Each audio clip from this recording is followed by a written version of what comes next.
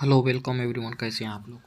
उम्मीद करते हैं कि अच्छे होंगे। पिछले वीडियो में हम आप लोगों को बता दिए थे आर्थिक विकास के संकेत के बारे में, और उसमें से एक टॉपिक हम लोग मानव विकास सूचकांक के बारे में पढ़ लिए थे। तो दूसरा है दोस्तों बहुआयामी गरीबी सूचकांक। बहुआयामी गरीबी सूचकांक जो है कि 2010 में संयुक्त राष्ट्र विकास कार्यक्रम UNDP और ऑक्सफोर्ड निर्धनता एवं मानव विकास द्वारा आरंभ किया गया था। तो इस तरह से हम लोग सूचना सूचकांक इस विचार पर आधारित है कि गरीबी एक आयाम नहीं है। यह सूचकांक 3 आयामों और 10 संकेतों का उपयोग करता है। क्या क्या आयाम है? एक शिक्षा है, एक स्वास्थ्य और जीवन स्तर है। इससे ही गरीबी का पता करते हैं दोस्तों।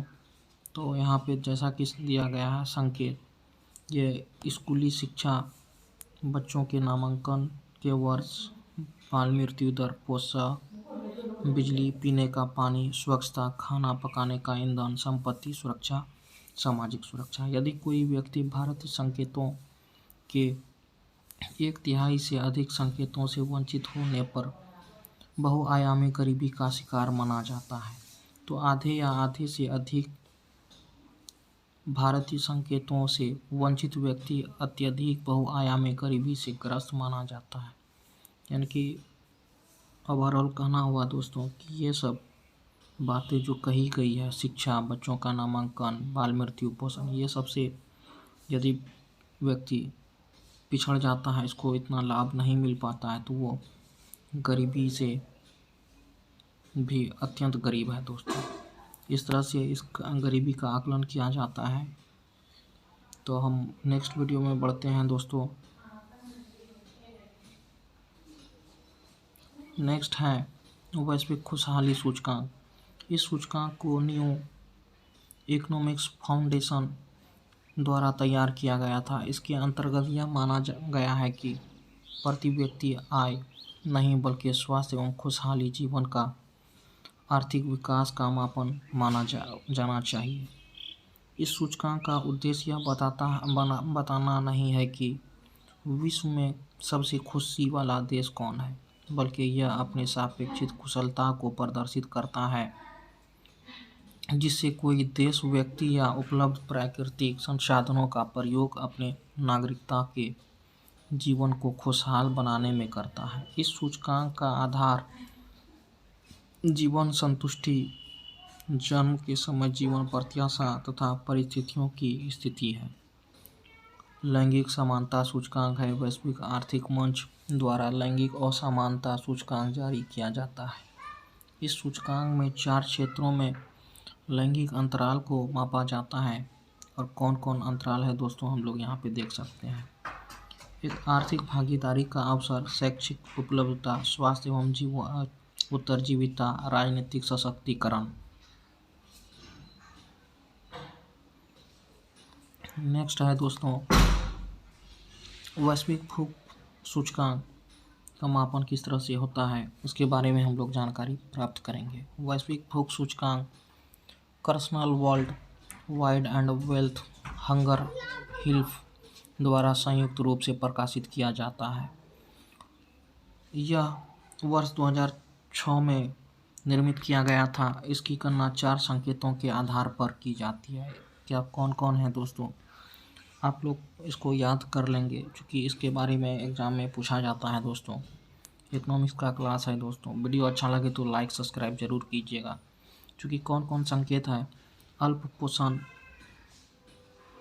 बच्चों की नाटायन, बच्चों में कम वजन और यानी कि बाल मृत्यु दर। हम बता दें कि नाटायन जो है कि दोस्तों कि बच्चा जब कम कदकाठी होता है तो उसको नाटायन कहते हैं। बच्चे का कम वजन यानी कि बच्चे में कम वजन, उसके एज के हिसाब से कम वजन होना भी ये एक यानी कि गरीबी का ही सूचकांक है। और उसका पालन पोषण सही से नहीं हो पाता है, तो जिसके कारण होता है। बाल मृत्यु दर भी है। इस सूचकांक के प्रकाशन का उद्देश्य वैश्विक स्तरीय तथा राष्ट्रीय स्तर पर भूख को व्यापक रूप से मापना तथा उसे ज्ञात करना है। वैश्विक भूखमरी सूचकांक में 0 से 100 के बीच अंक देकर देशों की स्थिति को निश्चित किया जाता है। 0 सूचकांक जो है कि दोस्तों अच्छा है और 100 खराब सूचकांक है। इस तरह से हम लोग 0 से 100 तक जिस भी देश को मिलता है दोस्तों, 0 के करीब जितने भी देश को मिलता है यानी कि 0, 1, 2, 3 तो वो अच्छा देश के गिनती में आता है, और 100 के नज़दीक जितना भी आता है तो वो उसका आर्थिक स्थिति बहुत ही ख़राब माना जाता है। तो इस तरह से हम वैश्विक भूखमरी का जो है कि सूचकांक निश्चित किया जाता है।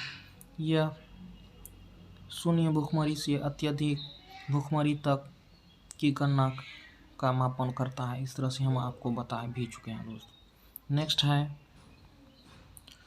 आर्थिक समृद्धि। आर्थिक समृद्धि का तात्पर्य प्रति व्यक्ति वास्तविक आय अथवा शुद्ध भौतिक उत्पादन है। नेट फिजिकल प्रोडक्ट में वृद्धि से है। सामान्यतः यदि सकल राष्ट्रीय उत्पादन, सकल घरेलू उत्पादन तथा प्रति व्यक्ति आय में वृद्धि होता है तो आर्थिक समृद्धि में वृद्धि होता है। 70 के दशक में के आर्थिक समृद्धि तथा आर्थिक विकास को एक ही माना जाता है, लेकिन अब इसमें अंतर किया जाता है। वर्तमान समय में आर्थिक समृद्धि को आर्थिक विकास के एक भाग के रूप में देखा जाता है। वास्तव में आर्थिक समृद्धि से आशय सकल घरेलू उत्पाद, सकल राष्ट्रीय उत्पाद एवं शुद्ध राष्ट्रीय उत्पाद यानी कि नेट नेशनल प्रोडक्ट में निरंतर होने वाली वृद्धि से है। निरंतर होने वाली वृद्धि से है, अर्थात आर्थिक समृद्धि उत्पादन की वृद्धि से संबंधित है। केवल राष्ट्रीय उत्पादन में परिवहन की दर आर्थिक समृद्धि दर कहलाती है। इसको राष्ट्रीय आय की वृद्धि दर भी कहा जाता है। इस तरह से दोस्तों हम आज इतना ही क्लास रखते हैं। नेक्स्ट वीडियो में फिर से हम इकोनॉमिक्स का ही क्लास लेकर के आएंगे और आगे जानेंगे कि सतत विकास लक्ष्य क्या है इसके बारे में। वीडियो अच्छा लगे तो दोस्तों लाइक, सब्सक्राइब, कमेंट कर दीजिएगा, वरना यूं ही आप लोग कमेंट में ज़रूर बताइएगा कि आप लोगों को किस तरह का कंटेंट चाहिए। तो सो गाइस, आज तक के लिए इतना ही। Thank you.